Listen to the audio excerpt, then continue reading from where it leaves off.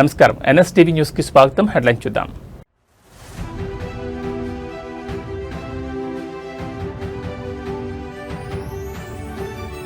రేపటి నుంచి ఇంటర్ పరీక్షలు, విద్యార్థులకు బోర్డు కీలక సూచనలు.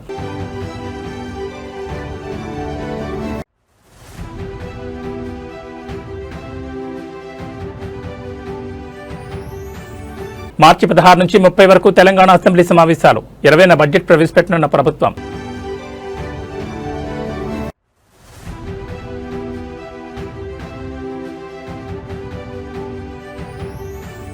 ఖమ్మంలో రణరంగంగా వెలుగుమట్ల, పేదల ఇళ్ల కూల్చివేతతో దద్దరిల్లిన కలెక్టరేట్ పరిసరాలు.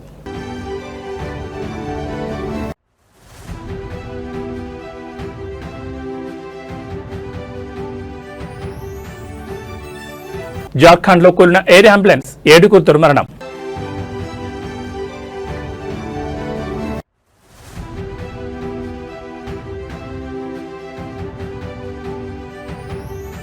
తెలంగాణ రాష్ట్రంలో నేడు రేపు వర్షాలు, పలు జిల్లాలకు ఆరెంజ్ ఎల్లో హెచ్చరికలు.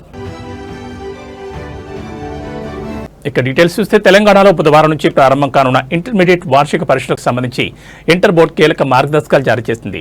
ఈసారి విద్యార్థులకు స్వల్ప ఉరటనిస్తూ 5 నిమిషాల గ్రేస్ పీరియడ్ కేటాయించారు. దీని ప్రకారం ఉదయం 9 గంటలకు పరీక్ష ప్రారంభం కానుండగా 9 గంటల 5 నిమిషాల వరకు కేంద్రంలోకి అనుమతిస్తారు. ఆ తర్వాత వచ్చే వారికి అనుమతి ఉండదు. మొత్తం 9,95,075 మంది విద్యార్థులు ఈ పరీక్షలకు హాజరవనున్నారు. రాష్ట్ర వ్యాప్తంగా 1,495 పరీక్షా కేంద్రాలను ఏర్పాటు చేశారు. విద్యార్థులు తమ పరీక్షా కేంద్రాలను సులభంగా గుర్తించేందుకు హాల్ టికెట్ పై ఉన్న QR కోడ్ను ఉపయోగించుకోవాలని, ముఖ్యంగా హైదరాబాద్ పరిసర ప్రాంతాల్లోని విద్యార్థులు ట్రాఫిక్ ఇబ్బందులను దృష్టిలో ఉంచుకుని అరగంట ముందే సెంటర్లకు చేరుకోవాలని బోర్డు కార్యదర్శి ఎస్ కృష్ణాదిత్య సూచించారు. రాష్ట్ర వ్యాప్తంగా 1,495 పరీక్షా కేంద్రాలను ఏర్పాటు చేశారు. విద్యార్థులు తమ పరీక్షా కేంద్రాలు సులభంగా గుర్తించేందుకు హాల్ టికెట్ పై ఉన్న QR కోడ్ను ఉపయోగించుకోవాలని, ముఖ్యంగా హైదరాబాద్ పరిసర ప్రాంతాల్లోని విద్యార్థులు ట్రాఫిక్ ఇబ్బందులను దృష్టిలో ఉంచుకుని అరగంట ముందే సెంటర్లకు చేరుకోవాలని బోర్డు కార్యదర్శి ఎస్ కృష్ణాదిత్య సూచించారు. పరీక్షా కేంద్రాల్లో త్రాగునీరు, వెలుతురు, ఫంక్షనల్ టాయిలెట్లు, బెంచీలు వంటి అన్ని సౌకర్యాలు కల్పించామని, ఏ విద్యార్థి కూడా నేలపై కూర్చుని పరీక్ష రాయాల్సిన అవసరం లేదని అధికారులు స్పష్టం చేశారు. భద్రత కోసం ప్రతి కేంద్రంలోనూ సీసీ కెమెరాలు నిఘా ఉండడంతో పాటు ఫ్లయింగ్ స్క్వాడ్లు, సిట్టింగ్ స్క్వాడ్లు నిరంతరం పర్యవేక్షిస్తాయి. పరీక్షల సమయంలో ఒత్తిడి లేదా ఆందోళన గురయ్యే విద్యార్థులు Telemanas toll free number 14416 call చేసి నిపుణుల సలహాలు పొందొచ్చు. సమాధాన పత్రాల మూల్యాంకనం కూడా ఫిబ్రవరి 26 నుంచి 20 కేంద్రాల్లో ప్రారంభం కానుంది. విద్యార్థులు తమ హాల్ టికెట్లోని వివరాలను సరిచూసుకోవాలని, ఏమైనా పొరపాట్లుంటే వెంటనే సంబంధిత కాలేజ్ ప్రిన్సిపల్ ద్వారా సరిచేయించుకోవాలని బోర్డు సూచించింది.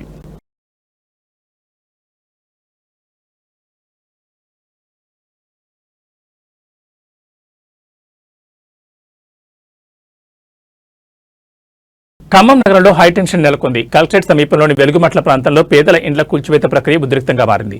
10 ఏళ్లుగా నివాసం ఉంటున్న తమను అన్యాయంగా రోడ్డున పడేస్తున్నారంటూ వందలాది కుటుంబాలు ఆందోళన దిగాయి. వెలుగుమట్లలోని సుమారు 60 ఎకరాల భూదాన్ భూముల్లో నివసిస్తున్న 600 కుటుంబాలను ఖాళీ చేయించేందుకు రెవెన్యూ అధికారులు భారీ ఆపరేషన్ చేపట్టారు. ఏ క్షణంలో ఏం జరుగుతుందో తెలియని పరిస్థితుల మధ్య వేలాది మంది పోలీసులను రంగంలోకి దించారు. తెల్లవారుజాము నుంచే జేసీబీల సహాయంతో గుడిసెలను నేలమట్టం చేస్తున్నారు. మేము ఇక్కడే 10 ఏళ్లుగా నివసిస్తున్నాం, మాకు ఓటు హక్కు ఉంది, ఆధార్ కార్డులున్నాయి, ఇప్పుడు మమ్మల్ని ఎక్కడికి వెళ్ళమంటారు అంటూ బాధితులు కన్నీరు మున్నీరవుతున్నారు. అధికారుల జేసీబీలకు అడ్డంగా పడుతూ ప్రాణాలకు తెగించి తమ ఆవాసాలను కాపాడుకునే ప్రయత్నం చేస్తున్నారు. తమకు పట్టాలిచ్చి క్రమబద్ధీకరించాలని దశాబ్ద కాలంగా పోరాడుతున్నా ప్రభుత్వం కనికరించకుండా ఇళ్లను కూల్చివేయడంపై సర్వత్రా ఆగ్రహం వ్యక్తమవుతోంది. కాలనీ వైపు ఎవరిని రానివ్వకుండా కిలోమీటర్ మేర పోలీస్ బారికేడ్లు ఏర్పాటు చేశారు. అడ్డుకుంటున్న బాధితులను, నాయకులను పోలీసులు బలవంతంగా అరెస్ట్ చేసి పోలీస్ స్టేషన్లకు తరలిస్తున్నారు. నిలువ నీడ కోల్పోయిన మహిళలు, చిన్నారులు రోడ్లపైనే బైఠాయించి నిరసన తెలుపుతున్నారు. ఒకవైపు అభివృద్ధి పేరుతో జరుగుతున్న ఈ కూల్చివేతలు, మరోవైపు గోడు కోల్పోయి రోడ్డున పడ్డ పేదల ఆక్రందనలతో ఖమ్మం జిల్లా కేంద్రం దద్దరిల్లుతోంది. అధికారులు ఈ విషయంలో ప్రత్యామ్నాయం చూపుతారా, లేక ఈ పోరాటం మరింత ఉధృతమవుతుందా అనేది వేచి చూడాలి.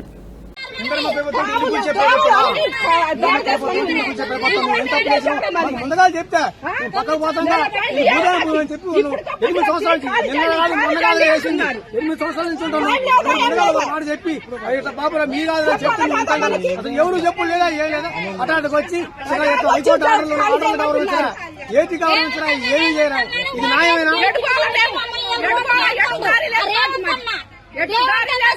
వీళ్ళందరూ అన్న అన్న అని ఓటేయబట్టి ఓటేసి మిద్దెల మీద కూర్చోబెడితే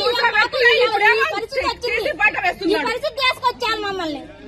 మా సంవత్సరాలు బట్టి ఉంటున్నాం అండి. కనీసానికి ఎప్పుడు ఏ రోజైనా కంటి నిండి నిద్రపోలేదు నీవు. చెప్పారా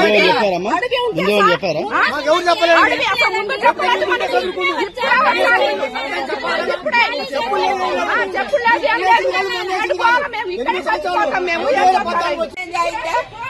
మాకు ఇప్పుడు కష్టపడి కట్టుకున్నాం, ట్యాంకి కాడి నుంచి 2 గుట్టలు సన్న, ఇప్పుడు ఇది 3వసారి మేము కట్టుకోవటం.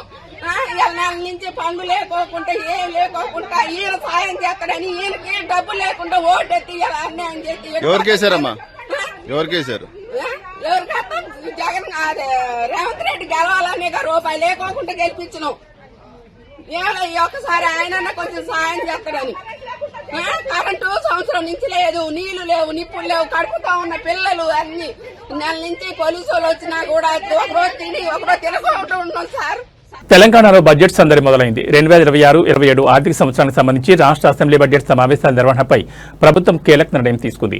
ముఖ్యమంత్రి రేవంత్ రెడ్డి అధ్యక్షతన జరిగిన కేబినెట్ భేటీలో సమావేశాల షెడ్యూల్ను ఖరారు చేశారు. తెలంగాణ అసెంబ్లీ బడ్జెట్ సమావేశాలు మార్చి 16న ప్రారంభం కానున్నాయి. మార్చి 16న గవర్నర్ జిష్ణుదేవ్ వర్మ ఉభయ సభలను ఉద్దేశించి ప్రసంగిస్తారు. మార్చి 17-18 తేదీల్లో గవర్నర్ ప్రసంగంపై ధన్యవాద తీర్మానంపై చర్చ జరగనుంది. మార్చి 19న ఉగాది పండుగ సందర్భంగా సభకు సెలవు ప్రకటించారు. అలాగే మార్చి 21న రంజాన్ సెలవు ఉండే అవకాశం ఉంది. అందరూ ఆసక్తిగా ఎదురుచూస్తున్న రాష్ట్ర వార్షిక బడ్జెట్ ను మార్చి 20న డిప్యూటీ సీఎం ఆర్థిక మంత్రి మల్లు భట్టి విక్రమార్క సభలో ప్రవేశపెట్టే అవకాశం ఉంది.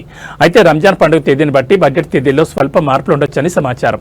ఇప్పటికే ఆర్థిక శాఖ కసరత్తు పూర్తి చేసి శాఖల వారీగా కేటాయింపులను ఖరారు చేసే పనిలో నిమగ్నమైంది. ఈసారి బడ్జెట్లో ప్రభుత్వం సంక్షేమ అభివృద్ధికి సమప్రాధాన్యత ఇవ్వనుంది. ఎన్నికల సమయంలో ఇచ్చిన వాగ్దానాలు ఇప్పటికే అమల్లో ఉన్న వాటితో పాటు పెండింగ్ లో ఉన్న గ్యారంటీలు కూడా భారీగా నిధులు కేటాయించే అవకాశం ఉంది. సంక్షేమ పథకాలను నిర్లక్ష్యం చేయకుండానే రాష్ట్రంలో మౌలిక సదుపాయాల కల్పనకు పెద్దపీట వేయాలని ప్రభుత్వం భావిస్తోంది. అప్పుల భారాన్ని తగ్గించుకుంటేనే పేదల సంక్షేమే ధ్యేయంగా ఒక సమతుల్య బడ్జెట్ ను ప్రజల ముందుకు తీసుకురావడానికి ఆర్థిక మంత్రి కసరత్తు చేస్తున్నారు. మార్చి 16 నుంచి 30 వరకు జరగనున్న ఈ సమావేశాలు రాజకీయంగా కూడా వేడిని పుట్టించనున్నాయి. విపక్షాల విమర్శలను ఎదుర్కొంటూ ప్రభుత్వం 6 గ్యారంటీల అమలుకు నిధుల వేటను ఎలా సాగిస్తుందో చూడాలి. మరి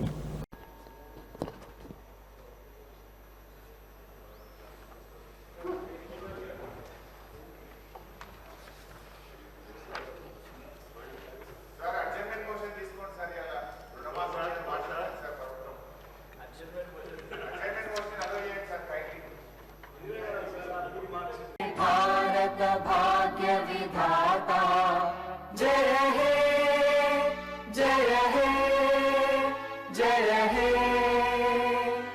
जय जय जय जय हे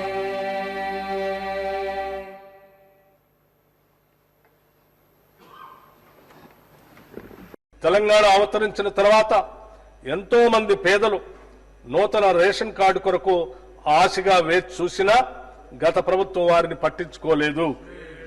కనీసం కొత్త కుటుంబ సభ్యుల పేర్లను కూడా రేషన్ కార్డులో జత చేయలేదు. ప్రజల ఆకాంక్షలను గుర్తించిన మేము అర్హులైన వారందరికీ రేషన్ కార్డులు ఇవ్వాలని వారికి సన్నబియ్యం. కొమ్మర మల్లన జాతరలో జరిగిన అమానుష ఘటనపై ఎట్టకేలకు ప్రభుత్వం స్పందించింది. ఒక నిరపరాధ అయిన చిన్నారి ప్రాణం పోయిన తర్వాత ఒక కుటుంబంపై అమానుషంగా దాడి జరిగిన తర్వాత జిల్లా మంత్రి పొన్నం ప్రభాకర్ నిద్రలేచారు. ఈ ఘటనపై ఆయన ఒక వీడియో సందేశాన్ని విడుదల చేస్తూ బాధితులకు అండగా ఉంటామని ప్రకటించారు. కొమ్మెర మల్లన జాతరలో ఒక సామాన్య కుటుంబంపై జరిగిన దాడిని మంత్రి పొన్నం ప్రభాకర్ తీవ్రంగా ఖండించారు. ముఖ్యంగా ఒక చిన్న వర్గానికి చెందిన వారిపై జరిగిన ఈ దాడిలో పతి ప్రాణం బలి కావడం అత్యంత బాధాకరమని ఆయన ఆవేదన వ్యక్తం చేశారు. చనిపోయిన చిన్నారి కుటుంబానికి తన ప్రగాఢ సానుభూతిని తెలియజేశారు. స్వయంగా రాష్ట్ర డీజీపీతో మాట్లాడినట్లు నిందితులు ఎంతటి వారైనా వదిలిపెట్టొద్దని ఆదేశించినట్లు మంత్రి పేర్కొన్నారు.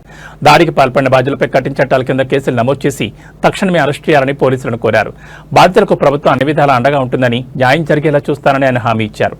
అయితే ఈ ఘటన జరిగి ఇన్ని గంటలు గడుస్తున్నా ఒక చిన్నారి ప్రాణం పోయిన తర్వాతే మంత్రి స్పందించడంపై విమర్శలు వ్యక్తమవుతున్నాయి. ప్రతిపక్షాలు మరియు స్థానికులు ఇప్పటికే ప్రభుత్వంపై మండిపడుతున్నారు. మంత్రి ఆదేశాల మేరకు పోలీసులు ఎంత వేగంగా నిందితులను పట్టుకుంటారో వేచి చూడాలి. పవిత్రమైన జాతరలో ఇలాంటి రక్తపాతం జరగడం నాగరిక సమాజం తలదించుకోవాల్సిన విషయం.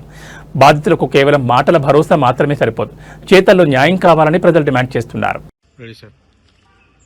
కులాలు మతము ప్రస్తావన లేకుండా పైశాచికమైనటువంటి సంఘటన ఏదైనా ఖండించదలసిందే. అందులో ఒక చిన్న వర్గానికి సంబంధించినటువంటి చిన్న పాప మృతికి కారణమైనటువంటి వాళ్ళు తప్పకుండా శిక్షార్హులే. ఏ పార్టీ అయినా, ఏ కులమైనా, ఏ మతమైనా, ఏ ప్రాంతమైనా, నేను డీజీపీ గారితో కూడా మాట్లాడినా ఆ అంశం మీద కఠినంగా స్పందించి చర్యలు తీసుకోమని చెప్పి కోరుతూ, కుటుంబానికి బాధిత కుటుంబానికి అండగా ఈ రాష్ట్ర ప్రభుత్వం ఉంటుంది. ముఖ్యమంత్రి గారు కూడా నిన్న చెప్పినారు, ఎక్కడ కూడా ఇబ్బంది పడేటువంటి పరిస్థితి రాకుండా మీకు అన్ని రకాలుగా న్యాయం చేసేటువంటి విధంగా ప్రభుత్వ చర్యలు ఉంటాయని మనం చేస్తాం. రాజమండ్రిలో కల్తీ పాలు తాగి 5గురు మృత్యువాత పడడం ఇప్పుడు రాష్ట్ర వ్యాప్తంగా పెను సంచలనంగా మారింది. ఈ విషాద ఘటనతో ఏపీ ప్రభుత్వం ఒక్కసారిగా ఉలిక్కిపడింది. అప్రమత్తమైన ఎన్టీఆర్ జిల్లా అధికార యంత్రాంగం జిల్లా వ్యాప్తంగా పాల కేంద్రాలపై దాడులు నిర్వహిస్తోంది. రాజమండ్రి ఘటన పునరావృతం కాకూడదనే ఉద్దేశంతో ఎన్టీఆర్ జిల్లా collector Lakshmisha food safety commission రంగంలోకి దిగారు. వారి ఆదేశాల మేరకు జిల్లాలోని అన్ని ప్రధాన పాల కేంద్రాల వద్ద ఫుడ్ సేఫ్టీ అధికారులు ఆకస్మిక తనిఖీలు చేపట్టారు. ముఖ్యంగా విజయవాడ కరెన్సీ నగర్లోని ఒక ప్రముఖ పాల కేంద్రం వద్ద అధికారులు ప్రస్తుతం సోదాలు నిర్వహిస్తున్నారు. తనిఖీల్లో భాగంగా అధికారులు పాల స్వచ్ఛతను పరిశీలిస్తున్నారు. కరెన్సీ నగర్ కేంద్రంలో సేకరించిన పాల శాంపిల్స్ ను వెంటనే పరీక్షల నిమిత్తం ల్యాబ్కు పంపించారు. పాలలో యూరియా, డిటర్జెంట్ లేదా ఇతర రసాయనాలు కలుపుతున్నారా అనే కోణంలో లోతైన విచారణ సాగుతోంది. జిల్లా వ్యాప్తంగా ఉన్న డైరీ ఫార్మ్స్, పాల సేకరణ కేంద్రాలపై నిఘా, కల్తీకి పాల్పడితే లైసెన్సులు రద్దు చేయడమే కాకుండా క్రిమినల్ కేసులు నమోదు చేస్తామని అధికారులు హెచ్చరించారు. పాలలో రంగు లేదా వాసనలో మార్పు ఉంటే వెంటనే ఫిర్యాదు చేయాలని కోరుతున్నారు. పాల వంటి నిత్యావసర వస్తువుల్లో విషం కలిపి ప్రజల ప్రాణాలతో చెలగాటమాడే వారిని వదిలిపెట్టే ప్రసక్తి లేదని కలెక్టర్ లక్ష్మీసా స్పష్టం చేశారు. అటు రాజమండ్రి ఘటనలో మృతుల సంఖ్య పెరిగే అవకాశం ఉండడంతో రాష్ట్ర వ్యాప్తంగా ఉన్న ఫుడ్ సేఫ్టీ విభాగం హై అలర్ట్లో ఉంది.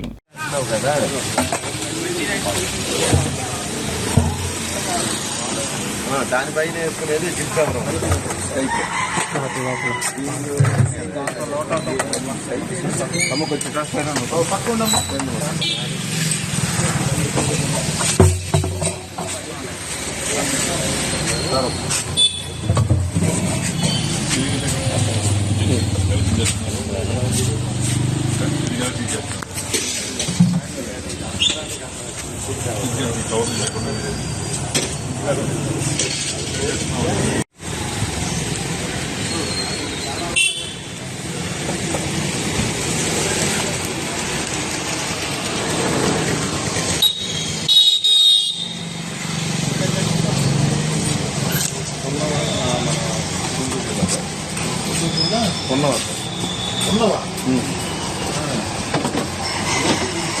అవును సార్.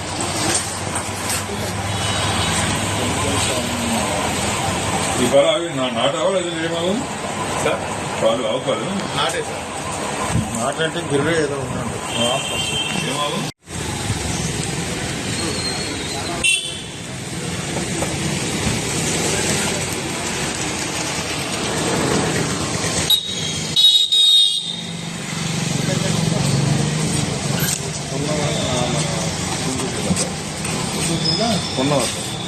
ఉన్నవా?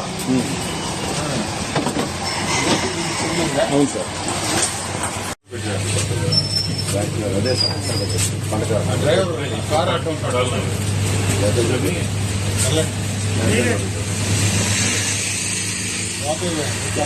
ఆంధ్రప్రదేశ్ శాసనమండలి సాక్షిగా మహిళా భద్రతపై విపక్షాలు నిప్పులు జరిగాయి.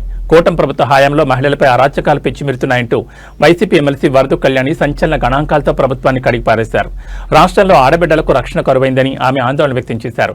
శాసనమండలి వేదికగా వరదు కళ్యాణి సంచలన ఆరోపణలు చేశారు. ఈ ప్రభుత్వంలో ప్రతిరోజు 5గురు మహిళలు అత్యాచారానికి గురవుతున్నారని, సుమారు 60 మంది మహిళలు వివిధ రకాలుగా వేధింపులను ఎదుర్కొంటున్నారని ఆమె గణాంకాలను బయటపెట్టారు. టీడీపీ అధికారంలోకి వచ్చిన నాటి నుంచి నేరాల సంఖ్య విపరీతంగా పెరిగిందని ఆమె విమర్శించారు. కూటమి ప్రభుత్వంలో మహిళలపై నేరాలు గతంతో పోలిస్తే 10% పెరిగాయని ఆమె ధ్వజమెత్తారు. ఈ ప్రభుత్వ హయాంలో ఇప్పటి వరకు 16,282 మంది మహిళలు వేధింపులకు గురయ్యారని ఆరోపించారు. ఏకంగా ముఖ్యమంత్రి చంద్రబాబు నాయుడు సొంత గ్రామంలో కూడా మహిళలపై వేధింపుల కేసులు పెరగడం శాంతి భద్రతల వైఫల్యానికి నిదర్శనమని ఆమె ఎద్దేవా చేశారు.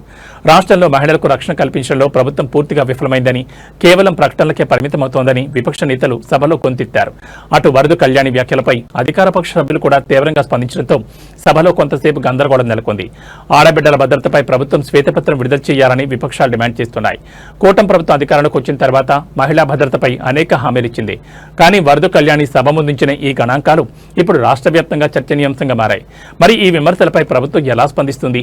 నేరాల అదుపులకు ఎలాంటి చర్యలు తీసుకుంటుంది? వేచి చూడాలి. గత ఏడాది 1485 కేసులు నమోదయ్యాయని చెప్పారు అధ్యక్ష. అంటే రోజుకి 4-5 జరుగుతున్నాయి అధ్యక్ష. ఈ రాష్ట్రంలో రోజుకి 4-5 మంది మీద అత్యాచారాలు, అఘాయిత్యాలు జరుగుతున్నాయి అధ్యక్ష, మహిళల మీద. అలాగే 50-60 మంది వేధింపులకు గురవుతున్నారు అధ్యక్ష. అసలు ఈ ప్రభుత్వం వచ్చాక అధ్యక్ష మహిళల మీద అఘాయిత్యాలు, అత్యాచారాలు, నేరాలు విపరీతంగా పెరిగిపోయాయి అధ్యక్ష. ఇది పోలీసులు అధికారికంగా చెప్పిన లెక్కల ప్రకారం చూస్తే మహిళల భద్రత ఎంత ఘోరంగా ఉందో అర్థమవుతుంది అధ్యక్ష. ఈ రోజు 16,288 మంది మహిళల్ని వేధించారు అధ్యక్ష. 10 జిల్లాల్లో మహిళల మీద నేరాలు విపరీతంగా పెరిగిపోయాయి అధ్యక్ష. సాక్షాత్తు గౌరవ సీఎం చంద్రబాబు నాయుడు గారు ఉన్న జిల్లాలోనే మహిళల మీద నేరాలు 10% పెరిగాయి అధ్యక్ష. అంటే ఈ రాష్ట్ర ముఖ్యమంత్రి చంద్రబాబు నాయుడు గారి నీడలోనే మహిళలకు రక్షణ లేదా అధ్యక్ష? అలాగే ముఖ్యమంత్రి గారి సాక్షిగానే మహిళలు వేధిస్తున్నారు, హింసిస్తున్నారు, చంపేస్తున్నారు అధ్యక్ష. అదే జిల్లాలో గౌరవ మంత్రి గారైన లోకేష్ గారు కూడా ఉన్నారు అధ్యక్ష. అలాగే సాక్షాత్తు హోంమంత్రి గారు ఇన్ఛార్జ్ గా ఉన్న విజయనగరం జిల్లాలో కూడా మహిళల మీద నేరాలు పెరిగాయి అధ్యక్ష. అలాగే ఈ రాష్ట్రంలో గుంటూరు, సత్యసాయి, నెల్లూరు, విజయనగరం, కడప, అన్నమయ్య, పల్నాడు, పార్వతీపురం, మన్యం, తిరుపతి జిల్లాల్లో పెరుగుతున్నాయి అధ్యక్ష. మహిళలను వేధించే వాళ్ళను, పిల్లలను అత్యాచారం చేసే వాళ్ళకు అస్సలు భయం లేకుండా పోయింది అధ్యక్ష. నిజం చెప్పాలంటే వీటిలో ముఖ్యంగా అత్యధిక కారణం గంజాయి, డ్రగ్స్, వీటి మత్తులో చేస్తున్నారు అధ్యక్ష. మన హోంమంత్రి గారు అయితే ఏకంగా గంజాయి లేదని చెప్పేశారు అధ్యక్ష. కానీ ఈ సభ జరుగుతున్న టైంలోనే మొన్న మదనపల్లిలో చూసి సాధారణంగా హెల్మెట్ లేకపోతే ట్రాఫిక్ పోలీసులు చలాన్ రాస్తారు లేదా వాహనాన్ని ఆపుతారు. కానీ హైదరాబాద్ మల్కాజ్గిరి ట్రాఫిక్ పోలీసులు ఒక అడుగు ముందుకు వేశారు. జరిమానా కంటే ప్రాణం ముఖ్యమని భావించి దేశంలోని వినూత్నమైన హెల్మెట్ బ్యాంక్ కార్యక్రమానికి శ్రీకారం చుట్టారు. హెల్మెట్ లేకుండా ప్రయాణించే వాహనదారులను ఆపి తిట్టడమో, జరిమానా వేయడమో కాకుండా అక్కడికక్కడే వారికి ఒక హెల్మెట్ ఉచితంగా అందజేస్తున్నారు పోలీసులు. హెల్మెట్ తీసుకునేవారు తమ ప్రాథమిక వివరాలను పోలీసులకు సమర్పించాలి. ఆ హెల్మెట్ ను తీసుకుని 24 గంటలలోపు వారు కొత్త హెల్మెట్ ను కొనుగోలు చేసి పోలీసుల వద్ద తీసుకున్న పాత హెల్మెట్ ను తిరిగి ఇచ్చేయాలి. మల్కాజ్గిరి జోన్ పరిధిలోని ప్రధాన కూడళ్లలో ఈ విధానాన్ని అమలు చేస్తున్నారు. ముఖ్యంగా గోపాలపురం ట్రాఫిక్ పోలీస్ స్టేషన్ పరిధిలోని సంగీత్ చౌరస్తా వద్ద ఈ కార్యక్రమం విజయవంతంగా సాగుతోంది. ప్రయాణ మధ్యలో ప్రమాదాలు జరగకుండా తక్షణమే రక్షణ కల్పించడం, పోలీసులంటే కేవలం జరిమానాలు వేసేవారు మాత్రమే కాదు, ప్రాణాలు కాపాడేవారని ప్రజల్లో నమ్మకం కలిగించడం, కేవలం భయం కోసం కాకుండా బాధ్యతగా హెల్మెట్ ధరించేలా వాహనదారులను ప్రోత్సహించడం తెలంగాణ పోలీసుల అరైవ్ అలైవ్ రోడ్డు భద్రతా ప్రచారంలో భాగంగా ఈ కార్యక్రమాన్ని చేపట్టినట్లు మల్కాజ్గిరి ట్రాఫిక్ డీసీపీ తెలిపారు. ప్రయాణం చిన్నదైనా పెద్దదైనా హెల్మెట్ తప్పనిసరని ఆయన గుర్తు చేస్తున్నారు. చలాన్ల భారం కంటే క్షేమంగా ఇంటికి చేరడమే ప్రధానమని నిరూపిస్తున్న మల్కాజ్గిరి పోలీసుల చొరవపై సర్వత్రా ప్రశంసలు వ్యక్తమవుతున్నాయి. వాహనదారులు కూడా ఈ అవకాశాన్ని సద్వినియోగం చేసుకుని ప్రాణరక్షణకు సహకరించాలని కోరుతున్నారు. హెల్మెట్ బ్యాంక్ అని చెప్పేసి వినూత్నంగా ప్రయత్నం చేయడం జరిగింది. ఒక హెల్మెట్ అనేది ఎంత ఇంపార్టెంట్ అనేది అంటే రీసెంట్గా మొన్న చామరపేటలో ఒక నర్సరీ విద్యార్థి రాత్రి హెల్మెట్ పెట్టుకోకపోవడం వల్ల బండి మీద కింద పడి చనిపోవడం. సో అట్లా ఎవ్రీడే తెలంగాణలో ప్రతి గంటకి ఒకరు ట్రాఫిక్ రూల్స్ పాటించకపోవడం వల్ల చనిపోవడం జరుగుతుంది. సో దాన్ని అరికట్టడానికి ఒక పాజిటివ్ ధోరణిలో క్రిమినలైజ్ చేయడం కాకుండా తెలంగాణ మాత్రమే కాదు ఇట్లాంటివి ఎంకరేజ్ చేయడానికి ట్రై చేస్తుంది. సో మనకు హెల్మెట్ బ్యాంక్ ఒకటి ఏర్పాటు చేయడం జరిగింది. ఈ హెల్మెట్ బ్యాంకులో ఎవరైనా హెల్మెట్ లేని వాళ్ళు వచ్చి వాళ్ళని ఏదో ఆపి ఇట్లా దేశ రాజధానిలో రాజకీయ సెగలు రేగుతున్నాయి. ప్రధాని నరేంద్ర మోడీ లక్ష్యంగా కాంగ్రెస్ అగ్రనేత రాహుల్ గాంధీ తీవ్రస్థాయిలో విరుచుకుపడ్డారు. ఎఫ్స్టీన్ ఫైల్స్ నుంచి అదానీ వ్యవహారం వరకు సంచలన ఆరోపణ చేస్తూ కేంద్ర ప్రభుత్వంపై యుద్ధం ప్రకటించారు. అంతర్జాతీయంగా సంచలనం సృష్టించిన ఎఫ్స్టీన్ ఫైల్స్ అంశాన్ని రాహుల్ గాంధీ ప్రస్తావించారు. అంతర్జాతీయ నేరస్తులతో పేర్లు ముడిపడడం దేశానికి సిగ్గుచేటని ఆయన మండిపడ్డారు. ముఖ్యంగా దేశానికి సంబంధించిన కీలకమైన డేటాను అమెరికా కట్టబెట్టడంపై రాహుల్ తీవ్ర అభ్యంతరం వ్యక్తం చేశారు. ఇది దేశ సార్వభౌమాధికారానికే ముప్పని అని హెచ్చరించారు. అదానీ వ్యవహారంపై రాహుల్ గాంధీ మరోసారి కడమెత్తారు. అదానీ కేసు కేవలం ఒక వ్యాపారవేత్తకు సంబంధించింది కాదని, ఇది బీజేపీ ఆర్థిక మూలాలను కదిలిస్తోందని ఆయన ధ్వజమెత్తారు. ప్రధాని మోడీ అనుసరిస్తున్న విధానాల వల్ల దేశంలోని రైతులు, వస్త్ర పరిశ్రమ పూర్తిగా నాశనమయ్యాయని ఆయన ఆవేదన వ్యక్తం చేశారు. కొద్దిమంది సంపన్నుల కోసం కోట్లాది మంది సామాన్యుల పొట్టకొడుతున్నారని విమర్శించారు. దేశ రక్షణ విషయంలో తాము తగ్గేదే లేదని రాహుల్ గాంధీ స్పష్టం చేశారు. రాజ్యాంగాన్ని, దేశ వనరులను కాపాడేందుకు కాంగ్రెస్ పార్టీ సింహాల్లా పోరాడుతోందని ఆయన ప్రకటించారు. భయపడే ప్రసక్తే లేదని, నిజం కోసం పోరాటం కొనసాగుతుందని కేడర్లో ఉత్సాహం నింపారు. మరోవైపు రాహుల్ గాంధీ వ్యాఖ్యలపై బీజేపీ నేతలు కూడా తీవ్రంగా స్పందిస్తున్నారు. ఇవన్నీ నిరాధారణమైన ఆరోపణలను కొట్టిపారేస్తున్నారు. పార్లమెంట్ లోపల బయట ఈ అదానీ ఎఫ్స్టీన్ సెగలు ఇంకెన్ని మలుపులు తిరుగుతాయో చూడాలి. बीजेपी के कार्यकर्ताओं, आरएसएस के कार्यकर्ताओं, आप अपने प्रधानमंत्री की आंखों में देखो, आपको डर दिखेगा. पार्लियामेंट में नहीं आ पाए और कारण नारावाने नहीं थे, कारण एप्स्टीन था, कारण अदानी पर केस था. नरेंद्र मोदी जी, अहिंसा और लोकतांत्रिक विरोध देश की बुनियाद है. गांधी जी और भगत सिंह ने यह रास्ता दिखाया है. इससे आप इतना क्यों डरते हो? आप शर्म की बात करते हो. शर्म की बात मैं आपको बताता हूँ. आपने अमेरिका के साथ जो किया है, ये शर्म की बात. देश को आपने बेचा है. पहली शर्म की बात, जो यूएस के साथ आपने ट्रेड डील की है, जिसमें हिंदुस्तान को कुछ नहीं मिला और हमारा पूरा देश आपने अमेरिका को बेच दिया है. हमारे देश का डेटा दे दिया, किसानों को खत्म कर दिया, टेक्सटाइल इंडस्ट्री बर्बाद कर दी. ये शर्म की बात. दूसरी शर्म की बात, एप्स्टीन जो पीडोफाइल है, उसकी फाइलों में, उसकी ईमेल में आपका नाम, आपके मंत्रियों का नाम और आपके दोस्तों का नाम, तीनों का एक साथ आ रहा है। ఉత్తరప్రదేశ్ లో మరోసారి బ్లూ డ్రమ్ మర్డర్ కలకలం రేపింది. కన్న తండ్రిని కూడా చూడకుండా అత్యంత కిరాతకంగా కాల్చి చంపి ఆపై మృతదేహాన్ని ముక్కలు ముక్కలుగా నరికిన ఉదంతం లక్నోలో వెలుగు చూసింది. చదువుకోమని చెప్పడమే ఆ తండ్రి చేసిన పాపమైంది. లక్నోలో నివాసం ఉంటున్న 19 ఏళ్ల అక్షత్ ప్రతాప్ సింగ్ అనే యువకుడు ఈ ఘాతకానికి పాల్పడ్డాడు. తన తండ్రి మానవేంద్ర సింగ్ ను తుపాకీతో కాల్చి చంపడమే కాకుండా ఎవరికీ అనుమానం రాకుండా మృతదేహాన్ని ముక్కలు చేశాడు. చేతులు కాళ్లు నరికి వేరువేరు చోట్ల పారేసి మిగిలిన మొండెం భాగాన్ని ఒక నీలం రంగు డ్రమ్ములో కుక్కి ఎక్కడో పారేయాలని ప్లాన్ చేశాడు. అయితే పాపం పండింది. ఆ డ్రమ్ము నుంచి విపరీతమైన దుర్వాసన రావడంతో అనుమానం వచ్చిన ఇరుగు పొరుగు వారు పోలీసులకు సమాచారం అందించారు. ఘటనా స్థలానికి చేరుకున్న పోలీసులు డ్రమ్ము తెరిచి చూడడంతో లోపల కూలిన స్థితిలో ఉన్న మొండెం బయటపడింది. దీంతో నిందితుడు అక్షత్ ప్రతాప్ సింగ్ ను పోలీసులు అదుపులోకి తీసుకున్నారు. పోలీసుల ప్రాథమిక విచారణలో షాకింగ్ విషయాలు వెలుగులోకి వచ్చాయి. తండ్రి మానవేంద్ర సింగ్ తన కొడుకును పోటీ పరీక్షలకు సిద్ధమవ్వాలని, చదువుపై శ్రద్ధ పెట్టాలని తరచూ ఒత్తిడి చేసేవాడు. తండ్రి పదే పదే చదవమని చెప్పడం అక్షత్కు నచ్చలేదు. ఆ కోపమే కన్న తండ్రిని చంపేంత పగ్గా మారింది. ఏకంగా తండ్రి ప్రాణాలు తీసి మృతదేహాన్ని ముక్కలు చేసేంత రాక్షసుడిగా అతన్ని మార్చేసింది. యూపీలో వరుసగా వెలుగు చూస్తున్న ఈ బ్లూ డ్రమ్ హత్యలు ప్రజలను భయాందోళన గురిచేస్తున్నాయి. చదువుకోమన్నందుకు కన్న తండ్రిని చంపిన ఈ యువకుడి ఉదంతం నేటి తరం యువతలో పెరుగుతున్న హింసాత్మక ధోరణికి నిదర్శనంగా నిలుస్తోంది. పోలీసులు నిందితుని రిమాండ్కి తరలించి మరింత లోతుగా విచారణ జరుపుతున్నారు.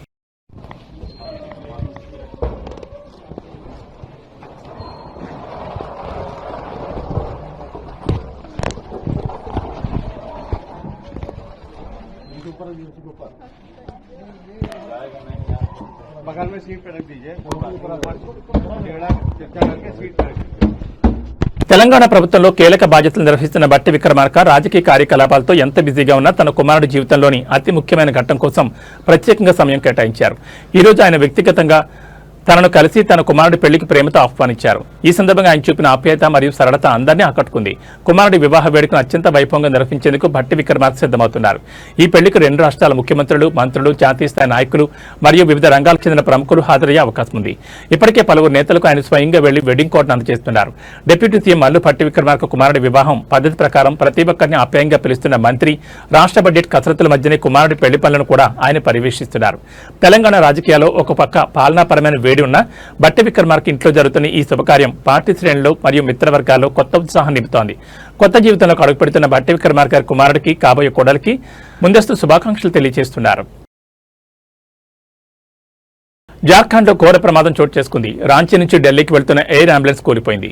Red board Airways Private limited నడుపుతున్న ఈ ఎయిర్ అంబులెన్స్ సోమవారం రాత్రి ఛత్రా జిల్లాలోని సిమారియా ప్రాంతంలో కూలిపోయింది. ప్రమాద సమయంలో ఎయిర్ అంబులెన్స్ లో ఉన్న 7 మృతి చెందారు. ఛత్రా డిప్యూటీ కమిషనర్ ఈ విషయాన్ని ధృవీకరించారు. సిమారియా సమీపంలో ఎయిర్ అంబులెన్స్ కూలిన ఘటనలో అందులో ఉన్న వారందరూ మరణించారని చెప్పారు.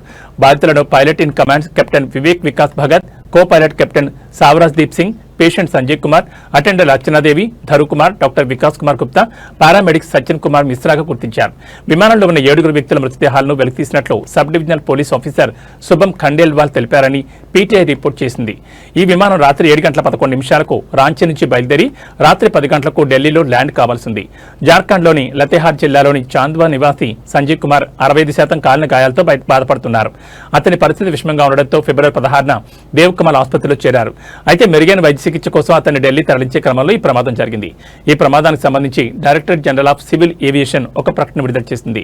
ఫిబ్రవరి 23న Redbird Airways Private Limited చెందిన Beechcraft C-90 VT AJV operating medical evacuation విమానం రాంచీ నుంచి ఢిల్లీకి ప్రయాణిస్తుండగా జార్ఖండ్లోని ఛత్రా జిల్లా సిమారియా బ్లాక్ పరిధిలోని కసారియా పంచాయతీలో కుప్పకూలింది. ఈ విమానంలో 2 సిబ్బందితో సహా మొత్తం 7 వ్యక్తులున్నారు. ఈ విమానం సోమవారం సాయంత్రం 7:11 రాంచీ నుంచి బయలుదేరింది.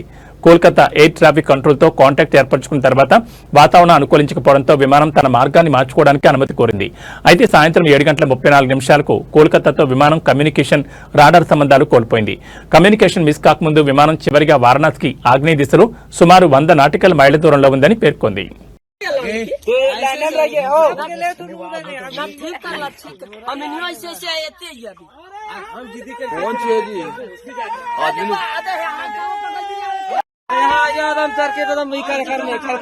गिरने से पंखवा हो यहाँ अरे आदमी को कहाँ हो रही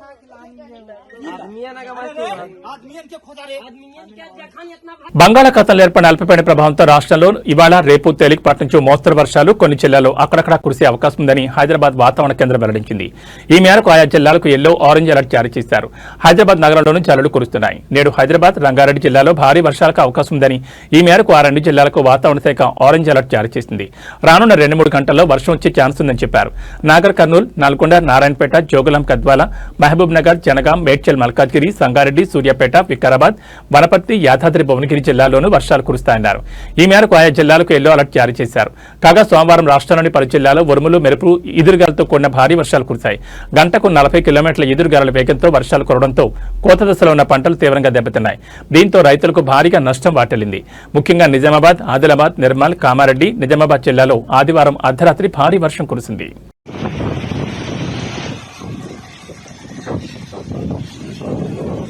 ఇక బులెటిన్ ముగించే ముందు హెడ్లైన్స్ మరోసారి.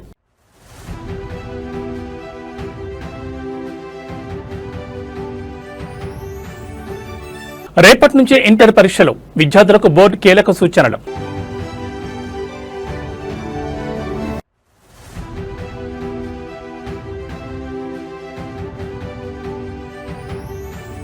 మార్చి 16 నుంచి 30 వరకు తెలంగాణ అసెంబ్లీ సమావేశాలు, 20న బడ్జెట్ ప్రవేశపెట్టనున్న ప్రభుత్వం.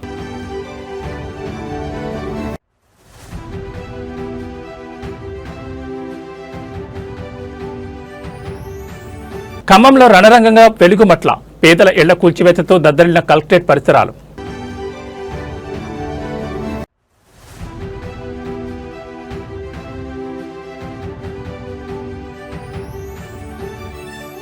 జార్ఖండ్లో కూలిన ఎయిర్ అంబులెన్స్, 7గురు దుర్మరణం.